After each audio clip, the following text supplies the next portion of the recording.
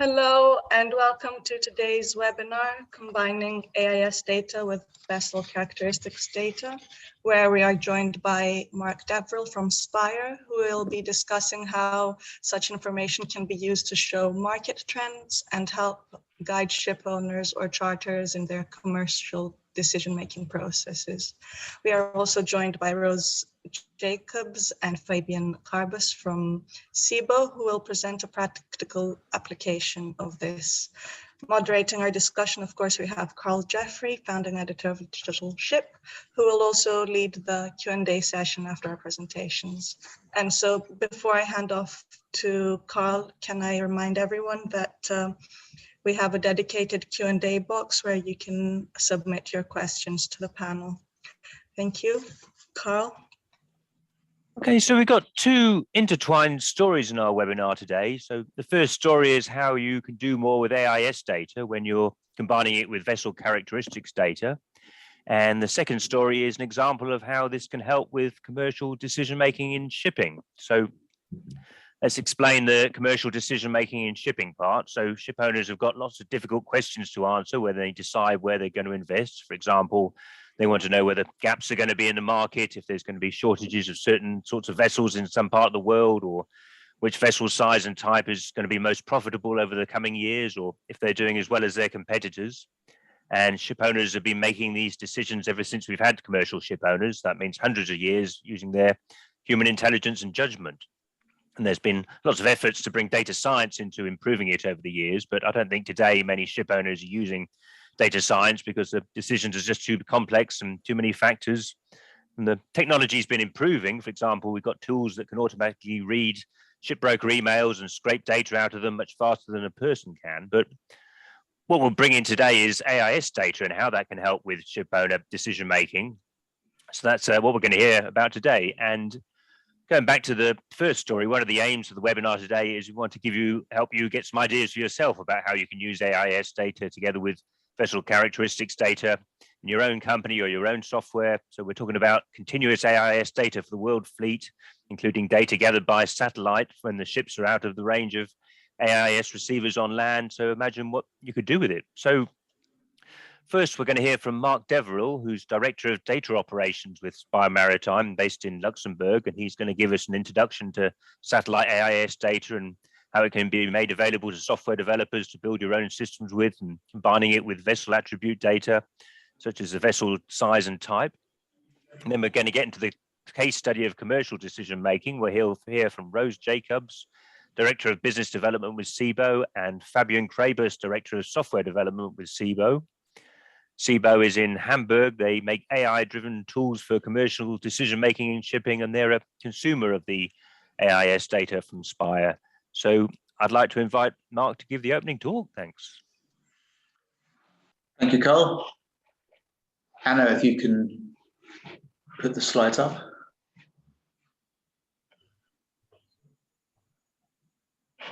Okay, and I just need to take control. Oh, what is this? Cancel it.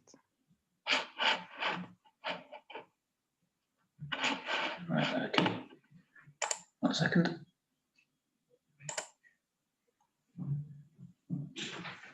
And I just need to go back a page. 1 second. Right, okay. So as Karl said, I'm Director of Maritime Operations at Spire Maritime. I've been working in maritime information services for over 25 years, primarily around vessel tracking, both pre and post AIS, and in vessel characteristics information services, and then derived the services off that. So who is Spire? For those who don't know, we are a leading provider of AIS data, AIS being the ship tracking information transmitted by vessels over the HF radio frequencies, and it gives away the positions of the vessels every few seconds or every few minutes, depending on where the ships are and how they're going. We operate the world's largest small-sat commercial satellite constellation of satellites, which we use to collect the AIS that's transmitted by ships from satellites. So primarily that brings an advantage to tracking ships at sea, and we partner with companies for terrestrial-based AIS reception to create a combined service. And then we also have a third form of AIS, which is dynamic AIS, which is AIS collected through vessels, through other partner companies. which helps create better coverage in congested areas where the satellites are incapable of picking up all of the AIS messages because of the way the AIS protocol works. It was not designed for collection of the vast area, which satellites have too big a view. So we use all three methods of collecting AIS data. And we believe, well, we know that we have the largest satellite constellation and the largest collection of AIS data that brings advantage to our customers. We have continually growing infrastructure. We're continually launching new satellites every year. We believe we're the only AIS company to be doing this. We had 4 new satellites go up in the end of February. We had another launch of Spire satellites scheduled in 1 week's time, I believe, on one of the SpaceX missions. And we have scheduled launches throughout the year. All our satellites are multi-purpose satellites capable of carrying multiple payloads. So most of them will have AIS receivers on board and other receivers for things like our weather service, which integrates nicely with our AIS service for maritime weather forecasts. So we own the data. We are the proprietary providers. We control the constellation, which gives us a unique advantage. Our operations team are continually monitoring and managing the constellation to provide the best service and ensure that our SLAs are met. What we provide is our own data combined with partners' data, things like the dynamic AIS, some of the that we provide our own weather data. We are able to partner with other companies for cargo data, imaging radar data. We're creating our own events data off the AIS, and then we feed this all to our customers through APIs, which allow for a very efficient and easy to use service. So our maritime data is delivered through 3 APIs primarily: a messages API, which is a recreation of the raw AIS, a Deverill-based API, which is currently being replaced by the rollout of a new GraphQL API. So we're using the most modern API architecture in line with Facebook and other big companies, and GraphQL will be the platform going forward. And then, of course, we can still provide an additional TCP feed of raw AIS data to those who want it. We enhance our data with vessel characteristics data, which is primarily what today's talk is all about. How do we take the AIS data and make it more useful, more valuable, and bring more insights to the information provided? We do that through characteristics data. And we'll talk about that in a second. And then we add our own algorithms or partner algorithms for things like routing and ETA prediction. So let's get on to the, I've mentioned this, these are the aspects of the data that we provide. The core vessel data, the dynamic AIS data, the characteristics data, and then the predicted routing. And it creates an overall information picture. And this allows you to make use and find value in the data that we provide, to increase your revenue, optimize your operations, build a smarter operation, a smarter product, and improve the performance and quality overall. So what is the characteristics data? Within AIS, there is an identification number for the ship, which is the MMSI number used to identify the vessel in its radio communications. That number does not stay with the vessel for the life of the vessel. It can change as the vessel's flag registration changes. So we reference the IMO number as the consistent identifier of large ships, and that's indexed into our vessel characteristics database, which gives you information about ships that is not identifiable from the AIS. The AIS will tell you the size of the ship and the generic type of the ship. So it will say that it's a tanker and it's 200 meters long, but it won't give you, and it will give you the IMO number, but it won't give you the capacity or the age or the maximum draft or the owner or the commercial operator of the ship or the bunker information. All those technical details which you need to really identify the commercial fleet or to make commercial analysis, they come from the vessel characteristics information. So the simple case is, with AIS, you can only identify a ship as a tanker. You cannot identify it as a crude oil tanker or a chemical products tanker or an LNG carrier or a container ship or a bulk carrier. You can only get a very generic idea. You can't identify the dead weight of the ship. That comes from the characteristics. So if you're operating in a brokers and you're interested in a certain market, say the Capesize desk, you cannot identify the Capesize bulkers just from AIS. You need a characteristics database to allow you to do that. And that's the kind of information that companies like Seabo use as a starting block to identify the correct fleets correctly and then build on the additional value that they create on top of the information. We give you design information, we give you build information, ownership information, all the details that you don't get from AIS that you might need to correctly identify the ship and its capacity or its sector. And that's primarily what vessel characteristics data brings to our services. So these are the categories of data that we provide. Vessel categories falls into these kind of 8, 9 categories. Capacity, one of the main ones, to identify the different types of capacity for the different types of ships. So if you're a container ship, you'll have a TEU capacity, maybe an FEU capacity. If you're a bulk carrier, you'll have, or general cargo ship, you have the hold specified. If you're a tanker, you'll have the tank capacity, etc. All the important information that you need to know. You'd have the verified dimensions, you'd have the verified history, you'd have the design information, whether it's got coated tanks, whether it has lifting capability. You have the registration information, if that's of interest to you. And this all comes from characteristics. None of it comes from AIS, but it's linked into the AIS information. Let's skip on to that. So here's some examples of the kind of analysis that you can do straight away once you connect AIS with the vessel characteristics information. On the left, we have the plot of crude oil tankers over, I think it was 4 or 5 days. And we've color-coded it by a calculation about whether those vessels are laden or ballast. Now, it's a very simple derived calculation, which is where a lot of analyst companies will start. And that's just looking at the reported draft of the vessel compared to the maximum draft that is in the vessel characteristics database. And when it's over a certain threshold, and I think we took it as 80%, which I know a lot of analysts use, then we consider that the vessel is laden. And therefore, we did a calculation of within this period, from the last report, how many vessels are laden compared to how many vessels are currently ballast. And that's for the crude oil tankers. On the right, you see the same thing, and I apologize for the varying colors. The analyst who did these was off when we updated the LNG ones. But on the right, you see the update of the LNG fleet. So tracking that, them, I think this was for the whole of May, up until the 10th. And the color coding, again, is by the percentage of the draft of the vessels.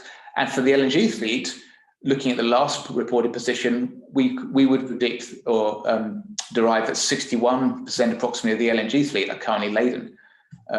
So a higher percentage of laden vessels within that fleet for the LNG sector. And for the LNG sector, we've observed that the draft cutoff for laden ballast is slightly higher in the gas sector than it is in the crude sector. And it's just something we've noticed by monitoring the data. And you can get this from the characteristic information and then monitoring the reported drafts from AIS. What does that mean? It means over the period of the last 2 months, we can predict, we can make these observations.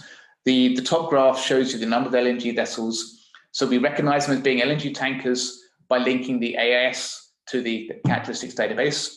And recognizing the LNG tankers, we can see these are the number of LNG tankers that we've had reported every day into our systems through our AIS data.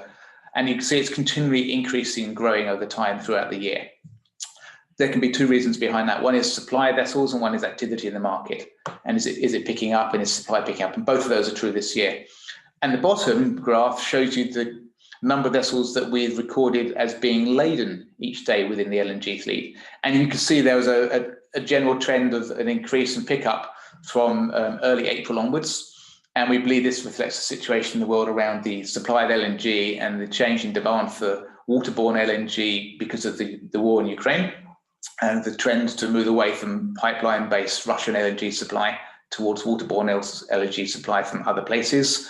And if you look on the Spire website, there's a blog that one of my colleagues posted last week indicating that using this information and AIS information and geospatial polygons, we recognize an increase in LNG exports, particularly from Qatar, primarily into southern and northern Europe. So it all kind of ties in with the information that we can get from the characteristics information.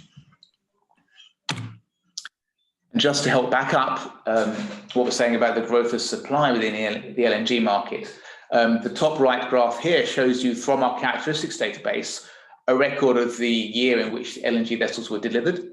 So you can see year on year from 2012 onwards, there's been an increase in the LNG fleet being delivered. We've had about 20 vessels recorded as being delivered this year already. And I checked the database this morning and we have 49 that we recognize as being anticipated for delivery in 2022. So we expect to see the LNG fleet kind of grow throughout the year in line with kind of market expectations and the trend towards more use of LNG as a relatively green fuel. Another thing you can get from the characteristics database is an indication of who are the operators, the commercial owners or registered owners of these vessels. And you can see here we've got a breakdown of the commercial owner from our characteristics database, indicating the big operators within that fleet, as well as the small operators. And again, it gives you a bit of more of a commercial view on the tracking information that comes from AIS. It starts to make it really in a market context.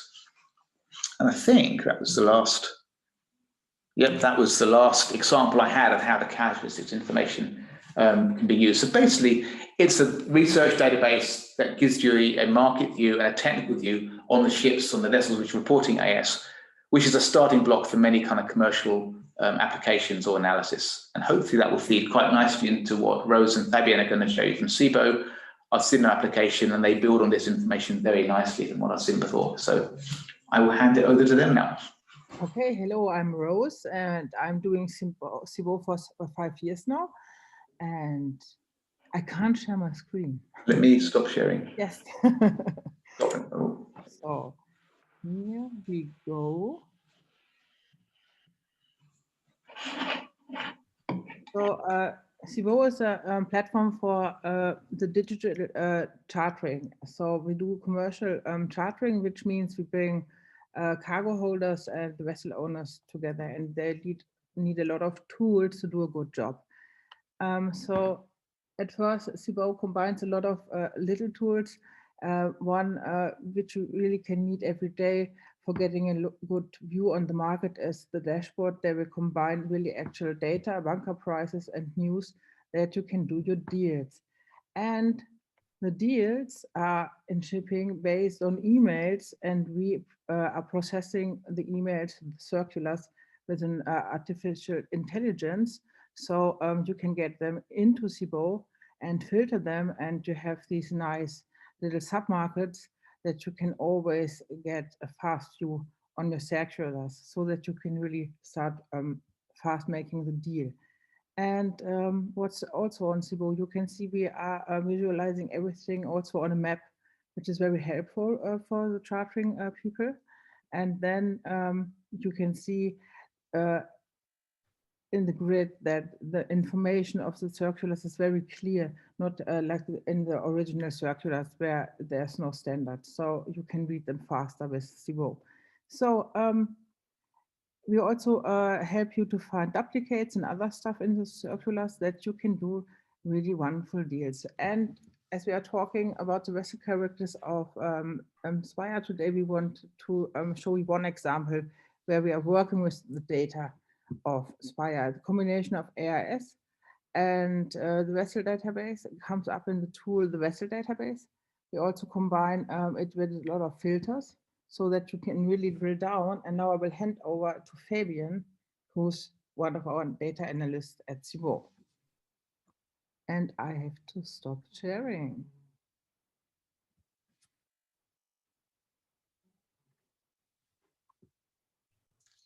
Okay. So the vessel characteristics are a great foundation for us. But in the end, it's only one very important building block. We use those together with other data sources and combine them with AIS messages to gain more insight into the rather opaque world of shipping. Spire provides us with AIS data as well, and compared to others, Spire delivers one of the best data sets there are. But still, from a developer's perspective, AIS is not ideal. Actually, AIS is a data format from hell. It's error-prone, easy to spoof, easy to manipulate. So one single message is just a blip, a flag, a short glow of a firefly. Only if you combine millions and billions of data points, these blips actually tell a story. For example, what routes do capesizes take? Are they laden?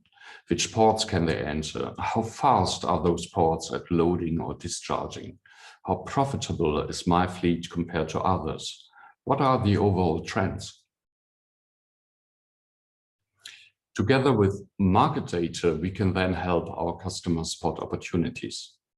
Currently, the decision-making is mostly based on anecdotal information. Brokers are stubborn. Whether it's a good deal, it's in the guts. And to my amazement, this system overall seems to work. So in general, it's not a good idea to have the Persian Gulf as the final destination for your vessel.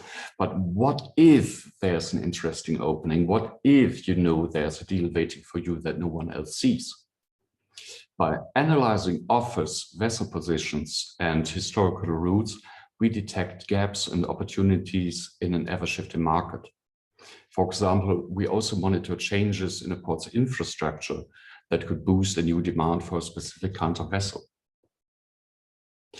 Now, let's say we have identified potential nuggets. What offer is the best deal for my vessel? Should I aim for higher rates in the short term, or should I reposition my vessel to a more profitable spot? We can look at one deal in particular, or compare different combinations of vessels, cargoes in an instant to come up with the best. By observing choke points, we can then tell if you can expect your next voyage through the Suez Canal to be smoothly, or whether there's still a congestion at Shanghai. A single AIS message for a nameless and unspecified vessel doesn't tell you much, but enriched with more details, more vessel characteristics, over time, patterns emerge. In a tight market, it's also important not only to identify the best deal, but to be on the lookout for your competition as well. What other vessels can get to the target? Which are potential competitors? If there are many, the deal will probably be a lot less interesting. If there are only a few, you will get better rates. Now, what we are currently working on is the holy grail of shipping, answering the most pressing question about everyone has on the mind. Which type of vessel should I buy next? Should I buy a Capesize or a couple of Handys? How profitable have been Panamaxes? Have there been shifts in the structure of fleets of my competition?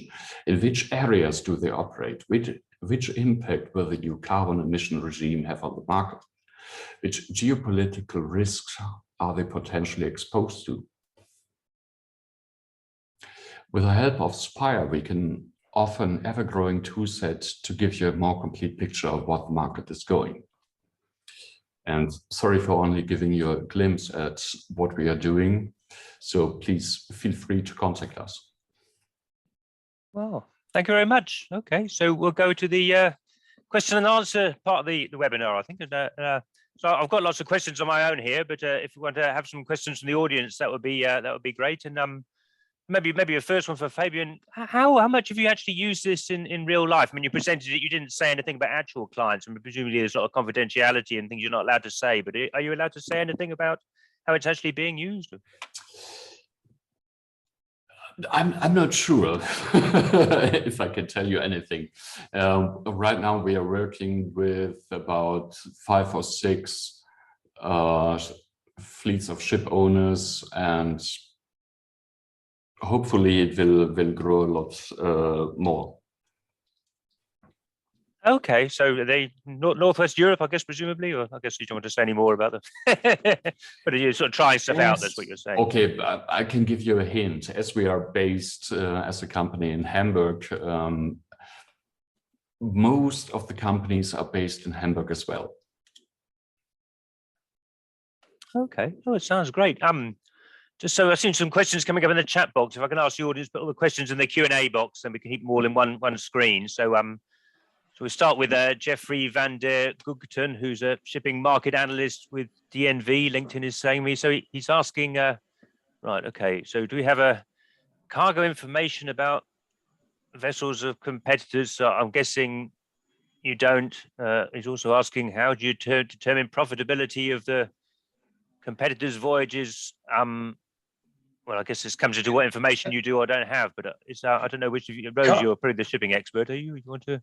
Karl, if I can answer that generically, I mean, Spire don't have specific cargo information, but depending on the sector you're looking at, for instance, the open commodity sectors, the crude, the dry bulk, you can derive the cargo in those sectors if you're monitoring at those specifically. And in terms of the profitability of competitors, again, this is where tracking comes in, because the monitor of competitors' fleets which you can identify from the ownership and the vessel characteristics.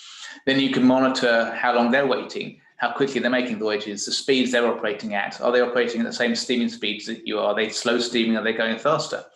So all these things can be monitored either on a specific your own fleet basis or competitors or global basis by combining the AIS and the characteristics information. You can monitor the turnaround times as well, how quickly your competitors are turning around at their terminals, or how quickly people are turning around generically at other ports as well. So it can all be taken from the AIS information combined with characteristics. Other cargo information might be part of what Seabo offers you with the circular information indicating which companies are got open charters to what cargoes. But we don't have it specifically, but a lot of it can be derived at a market type level. Oh, so I mean, it's like all these things, the competitors don't tell you everything, but you can get insights using other ways, like is it? Absolutely. One of the very first uses of an embedded AIS was some of the oil majors using it to monitor the activity of the other oil majors, because it suddenly gave them an insight into what the competitors' fleets were doing.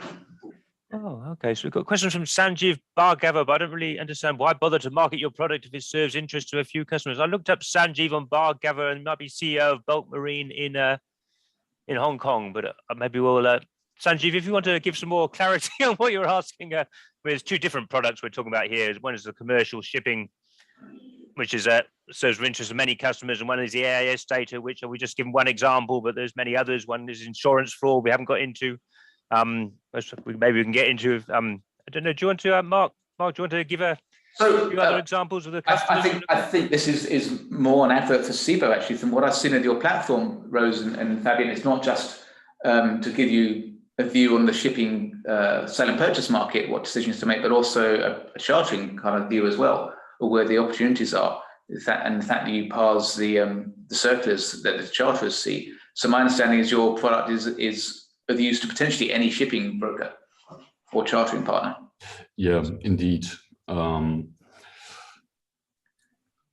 As we put it, sometimes rather lightly, we're Tinder for shipping. So we try to match offers of cargoes to be transported and vessels that are currently available, and try to find the best fit. Yeah. And this is one part of the story, but we also like to give more information on the vessels, on the charterers, and so on, so that it's not only based on the looks, but also on the numbers in the very end. So there you go, Sanjeev. It's quite a large market that these products are useful for. And of course, our information can be fed into anybody who wants to do tracking within the maritime sector. Oh, okay. So Vittorio Lippe is asking about long-term forecasts. I suppose it's much harder to do a long-term forecast than a short-term forecast. Is that maybe for, I don't know who's best to, Fabian or Rose, I suppose, isn't it? Have we got, do you want to talk about the time frame of your forecasting, or you're saying, well, these are the vessels here right now is what we can see, but actually bring much more uncertainty the longer term? We do three things. First of all, we try to see what the market is currently, where are vessels actually positioned. Then we have a look at the history for seasonal products like wheat and so on. It's important to know there's not always a high demand in the Baltic or in the Black Sea and in South America, for example. So it's a seasonal product. So we have to compare past seasons to the current one, and then we can predict based on the history what the future will look like. But as always, predictions, especially about the future, are rather error-prone. Oh, okay. So now we're going to Andrian Rashkov, who's I think LinkedIn says he's with a Switzer in Copenhagen, but he's asking about where the source of this commercial data for this data set. I'm not sure who's actually providing the vessel characteristics data. It sounds like Spire, is it? But I don't know. So if I can start with that first, because the base characteristics data set, which Seabo build on top of, comes from Spire, and we get it from other trusted partners who, yes, are like IHS Fairplay and Equasis, but are not IHS airplane Equasis, but other operators in that market who've been doing the same thing for a long time. To be fair to Equasis, Equasis takes information from IHS and many, many other organizations, classification societies, flag registers, etc. And the partners that we use specialize in researching information from the same sources. So they're very similar sources that provide the information to Spire, which we then provide onto Seabo. And Seabo then have their own commercial information that they can add on top of that from the information they get in the circulars, which give an extra layer of information that's not open to many other people outside the broking market. Oh, okay. So we go to Roy de Winter, who LinkedIn says is PhD student in optimization algorithms in Leiden, South Holland. So he's got a great idea. Well, I suppose some of you thought about, so you could make models of how maneuverable different ships are depending on your data about their speed and their engines and their characteristics. I suppose, Fabian, you're thinking about all these things all the time and coming up with when you weren't talking about vessel performance, but it's a big area of shipping as well as the commercial side. Is that something you've looked at, or do you want to make any thoughts on that, Fabian? Yeah, we've always analyzing the positioning, the routes of a singular vessel or a complete fleet, just to see if there are any problems, if they are behaving normally, or maybe they have troubles with the engines or so on. And we try to find those patterns, identify what is normal and what is something that we need to look at. Yeah. And to add to that, I've worked with several groups of people who've done analysis of the steaming speeds in different sectors in different market conditions over time, and you can certainly get that from the combining of the AIS and the characteristics, and you can see the trends within the different sectors of steaming speeds compared to shipping rates, compared to bunkering prices, etc. Oh, that's maybe something for the next webinar. Yeah, great. Yeah. John Mazel is asking about the slide decks. We normally make it available as a YouTube video. I don't know about the slides, but I guess probably if you don't mind sharing them, maybe it sounds like sometimes people like them. So Ollie Schley is asking, you're going to give APIs. Is this for, I'm not sure which of Rose or Fabian to give these questions. I'm just guessing, but maybe Rose. I don't know why somebody would want APIs, because you're giving a kind of dashboard. It's not necessarily for integrating to something else, but is that something you want to have any thoughts about? We don't have APIs yet, but we are working on that. And as a lot of ship owners have their very own systems in-house, it's always an individual development to get their systems in. So if a ship owner wants that, we can talk about that. But getting the circulars into Seabo is very easy.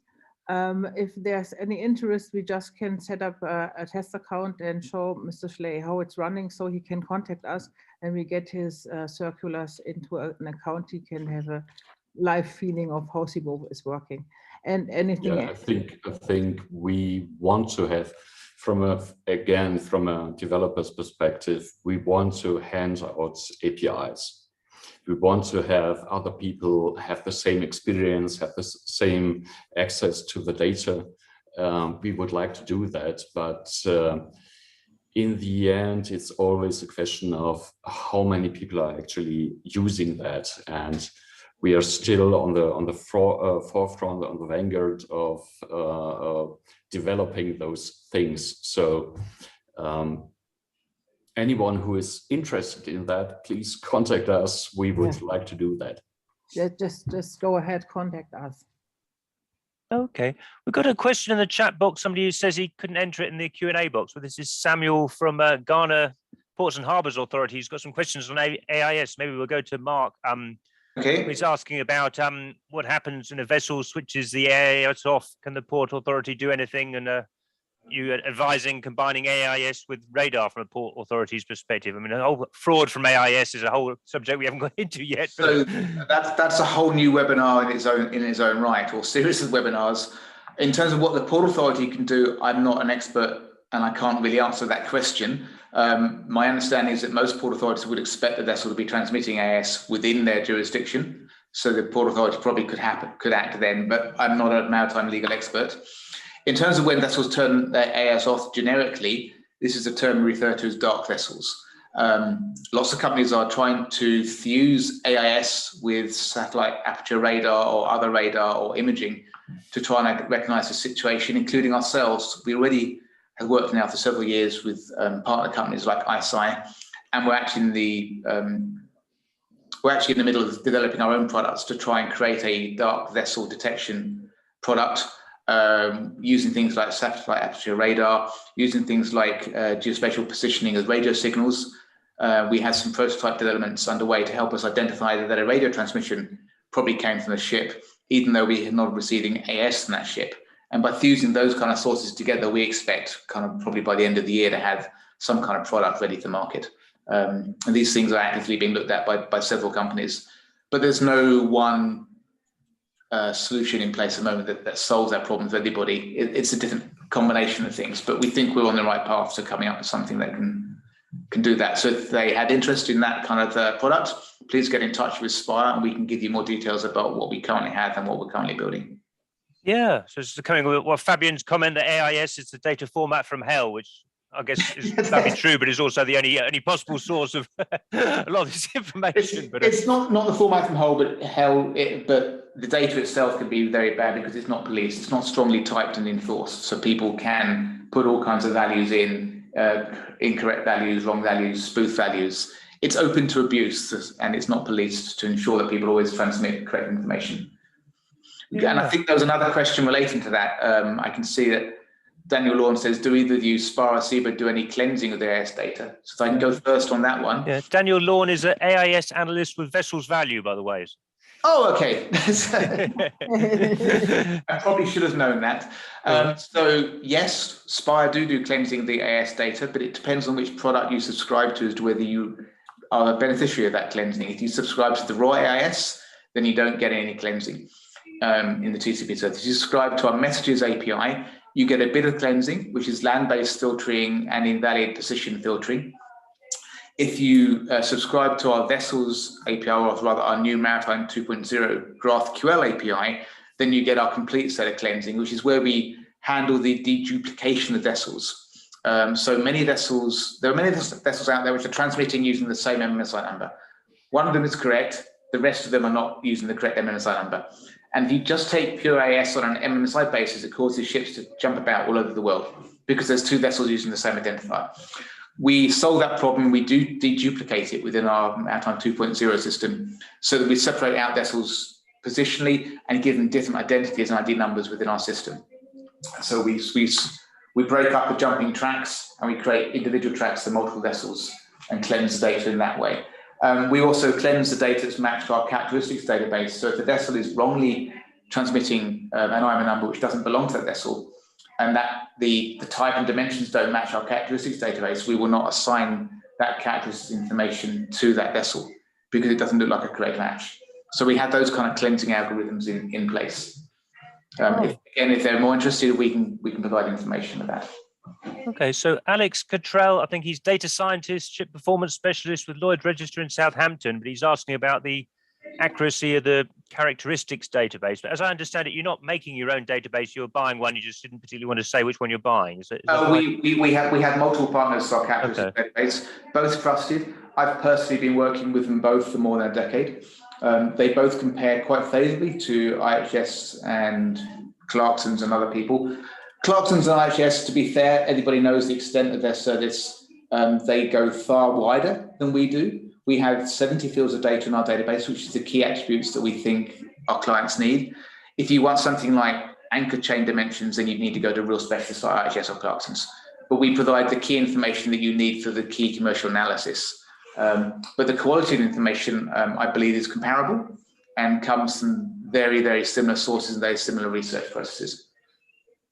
Oh, very good. So there's a question from Martin Kim, who I think might be with Woodside Energy in Perth, Australia, but he's coming back to decarbonisation.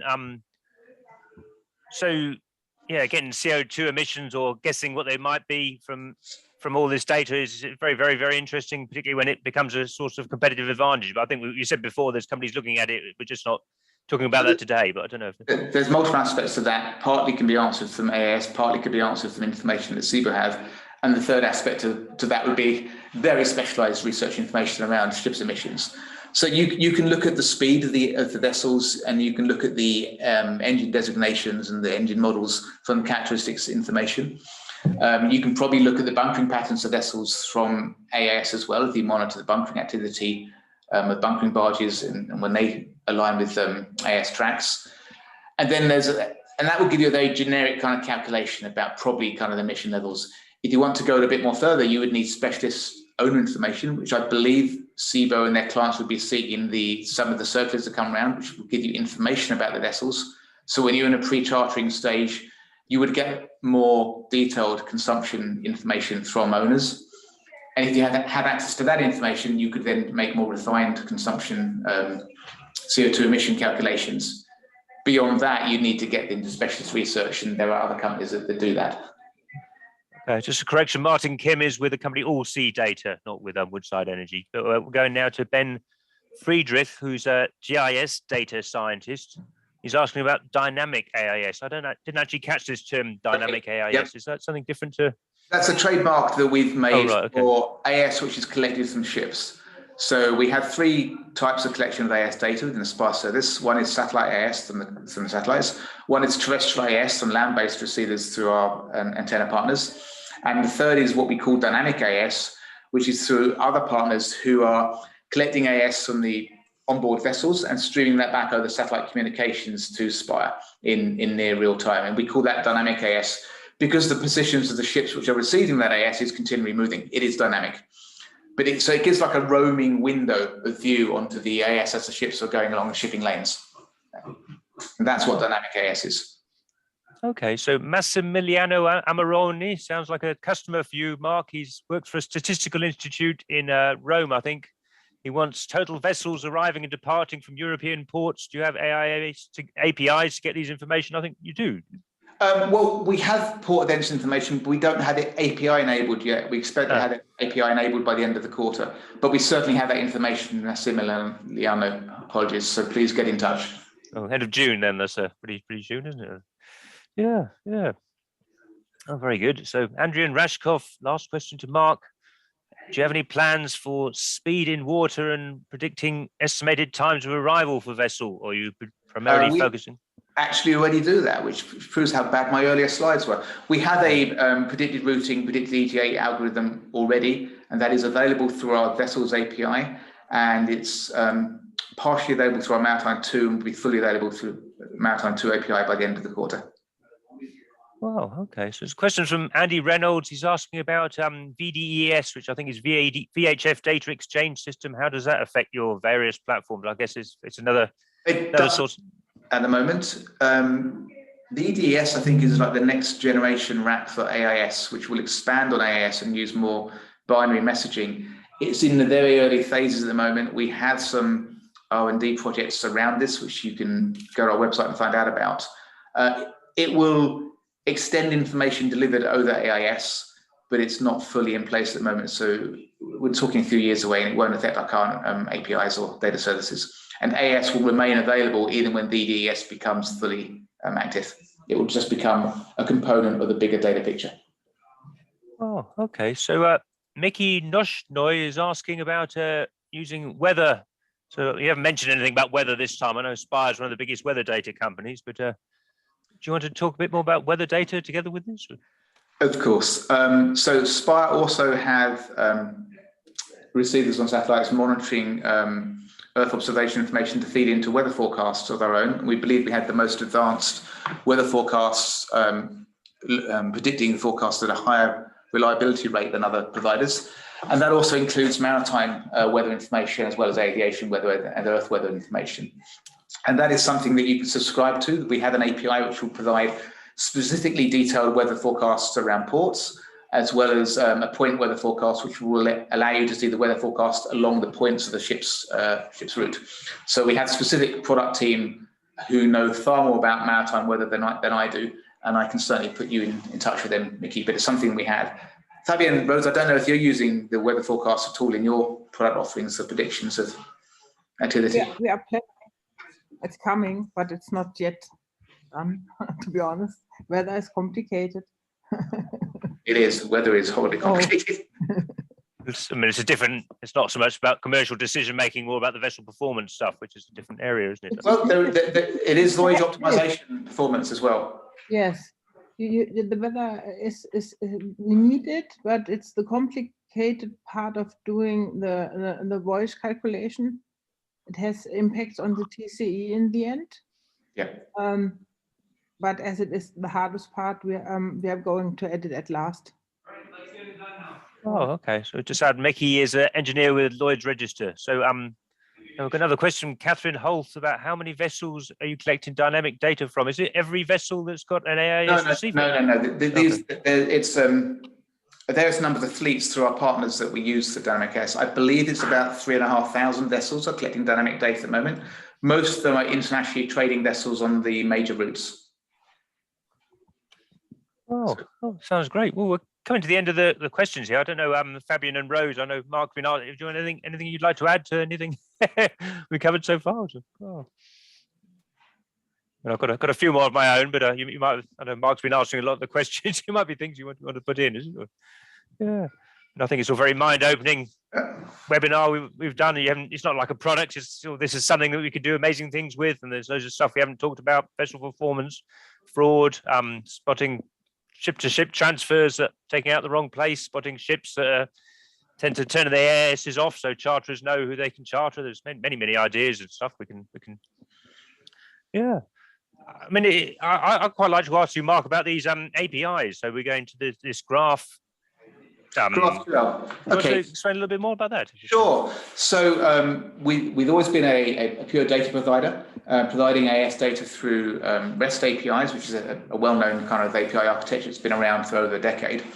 And last year, we developed for the first time a new version of their APIs on the GraphQL API technology. So it's still an HTTP-based API technology, but instead of getting a fixed response depending on the parameters you put in, with GraphQL, it's an API technology developed by Facebook and now adopted by many kind of technology companies. And it allows you to make very granularly defined requests to what you want. So instead of saying, give me vessel information, and that would either be all vessels updated today, or all vessels in my list, or all vessels in an area, you can say the same request, but you can also say, I only want these three fields information. I'm just interested in the IMO, MMSI, lat long speed, 4 or 5 fields information, streamline what you get back. Or you can say, I actually want all information, or maybe I just want voyage information to look at the destinations. Also with Expander API to add more filtering based on commercial ship types, which we didn't have in our previous API. So GraphQL is basically bringing more flexibility, better performance. It can be up to 10 times faster than our previous APIs. The whole architecture in the back end has also changed. So it gives people more streamlined, more detailed requests and working in a more efficient, kind of reliable format. It's the future in API technology, basically. Yeah, that's great. Another topic I think we can just to chime in here at this point. I think this summarizes a bit the relationship between the maritime business and development and software engineering. Software engineering can offer so much. There are lots and lots of solutions for all kinds of problems. But the shipping industry, the shipping business has to ask the right questions. So for a software developer, it's very difficult to spot the problems that you face in the business. And I'm pretty sure we can solve most of the problems there. There are, as I said, lots of solutions out there, but every day I personally struggle to wrap my head around the shipping business and the challenges they face. So we just have to talk about what's your actual problem, and we can find ways to come up with possible solutions there.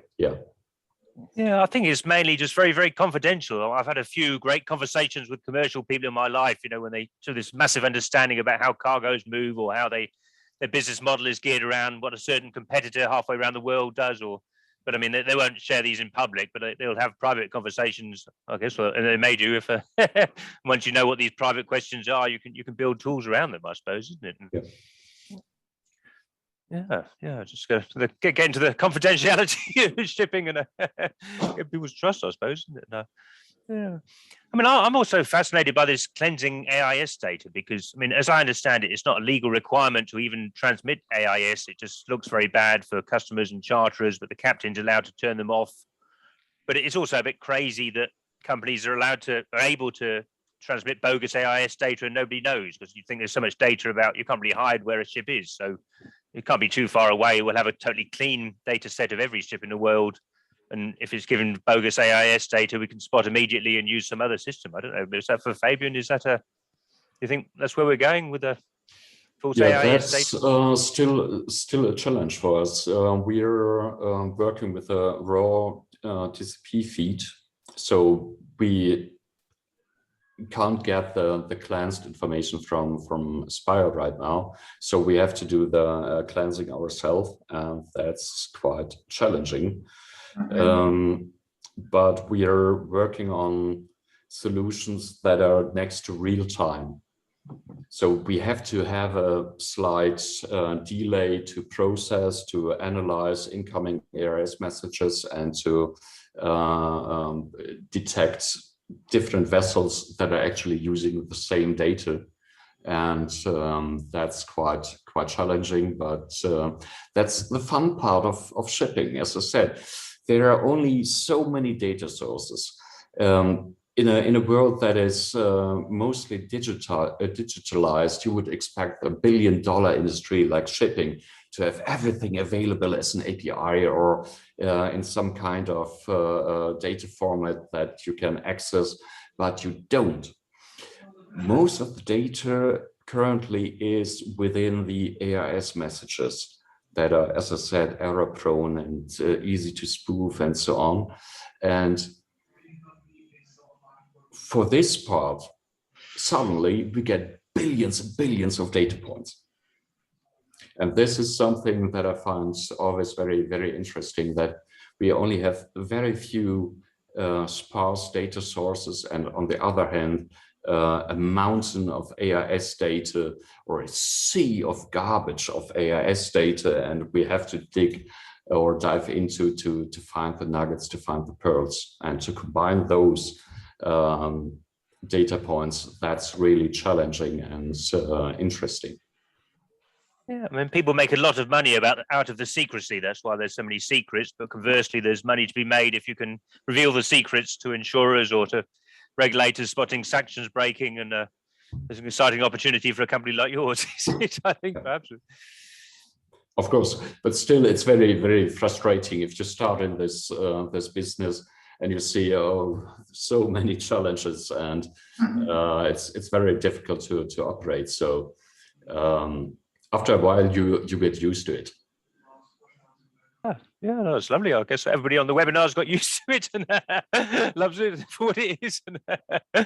Yeah, that sounds great. Well, we're coming to the last sort of 5 minutes or so, so there's no more questions, but maybe if you want to give some concluding remarks, maybe, I don't know, Fabian and then Rose and then Mark, or something you'd like to leave, like the audience to leave with? Is there something? I have one last thing for the audience. If anybody's interested to get a clue how Seabo is working, because it contains a lot of tools, and just visit us at Posidonia. We have a booth there. We are in hall 2. It's booth number 2316. And then you can get a live demo. And on the Tuesday in Posidonia, we have an ice cream day. Don't miss it.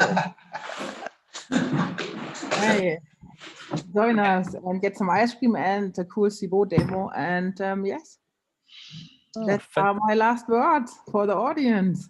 Oh, Fabian, any last words? I think I'm done. Okay. Mark, you want to anything? Well, I can't offer anybody ice cream because I won't be at Posidonia. But what I can offer people are APIs where we take some of the pain out of the AIS hell that Fabian described, because we're about building platforms so that people don't have to go through that same exercise of recreating systems that people are already doing. So if you want to consume AIS data the first time, or maybe consume better AIS data in a better way, we can provide you the APIs with some data cleansing that will enable you to do that. And please get in touch. Oh, that's great. Well, I think that's been a very stimulating discussion with lots of new ideas and hopefully give people something to go home with. So thank you very much, everyone. And I shall pass back to Neff for the closing words. Thank you. Thank you. Yeah, there was some really interesting insight into the limits, but also the opportunities that software can provide to the shipping community. So thank you to our speakers for your thoughts on that. And thank you to our audience for all the interesting questions. Let me remind everyone that we hold webinars regularly on Tuesdays and Thursdays. Next week, we have a couple of webinars coming up. So keep up to date with us on our website or on LinkedIn. Yeah, thank you for everyone's time. Oh, thank you. Take Cheers. care. Bye-bye. Bye-bye. Bye. Thank you. Bye. Bye.